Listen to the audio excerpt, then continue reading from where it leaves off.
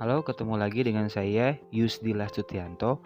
Kali ini saya ingin share tentang hukum pikiran menurut Charles Tebet dalam buku Roy Hunter yang berjudul The Art of Hypnotherapy. Meskipun ada banyak sumber lain, kali ini saya ingin membahas dari sudut pandang Charles Tebet. Jadi, yang pertama adalah setiap pemikiran atau ide akan memberikan reaksi pada tubuh. Ini sejalan dengan banyak asumsi dasar bahwa mind and body is one system. Jadi apa yang kita pikirkan akan berpengaruh kepada tubuh dan apa yang kita rasakan akan berpengaruh terhadap pikiran. Atau seringkali disebut dengan motion create emotion, emotion and create motion. Nah, yang kedua kata Charles Tebet, apapun yang kita harapkan berpotensi jadi kenyataan. Ini berhubungan dengan manifestasi berpikir. Jadi ketika kita mengiyakan sebuah pemikiran dalam diri, lalu mengharapkan sebuah tujuan, pikiran akan bekerja sama untuk mencapai tujuan itu dan berpotensi jadi kenyataan. Inilah yang berhubungan dengan tema-tema Law of Attraction. Lalu yang ketiga adalah imajinasi itu lebih kuat daripada pengetahuan ketika berhubungan dengan pikiran.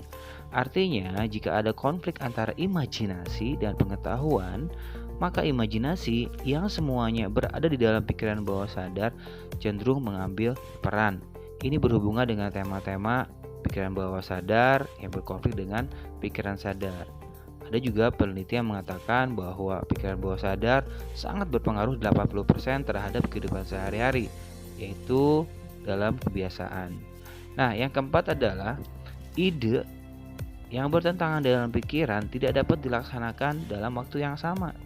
Jadi kalau kita berpikir A dan yang satu berpikir B, pasti ada pilihan dan prioritas mana yang akan dipilih untuk dijadikan keputusan dalam waktu tertentu. Nah, yang kelima, ide yang sudah terinstal di dalam pikiran bawah sadar bersifat tetap sampai ada ide baru yang menggantikannya. Ini juga pertanyaan, apakah sebuah sugesti akan bertahan lama? Tentu sebuah sugesti akan berubah dengan sugesti yang baru, sama halnya dengan makna. Makna yang lama akan berubah dengan makna baru yang mempengaruhi hidup kita. Yang keenam adalah gejala emosional yang mempengaruhi tubuh jika tidak diubah bisa berakibat buruk untuk kesehatan. Ini yang seringkali disebut dengan psikosomatis. Jika gejala emosi lalu mempengaruhi pikiran perlahan-lahan, jika kita tidak meredamnya atau tidak mencari cara untuk mengeluarkannya, maka dia akan mempengaruhi kesehatan dan tubuh. Yang ketujuh adalah setiap ide dan sugesti yang diterima oleh pikiran dapat berdampak dengan pemikiran lainnya. Artinya, setiap ide yang masuk akan benar-benar diterima, lalu akan mempengaruhi dengan pemikiran-pemikiran lainnya yang ada di pikiran sebelumnya. Karena saling terkait itulah tema-tema yang berhubungan dengan neuroscience. Lalu, yang kedelapan adalah pikiran bawah sadar memberi pengaruh besar terhadap keputusan respon dan perilaku setiap saat.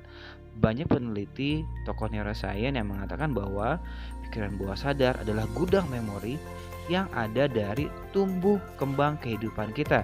Jadi pikiran bawah sadar berpengaruh besar ke dalam kehidupan sehari-hari. Baik, demikian, semoga bermanfaat. Jangan lupa subscribe. Terima kasih, sampai ketemu lagi di pertemuan selanjutnya. Wassalam.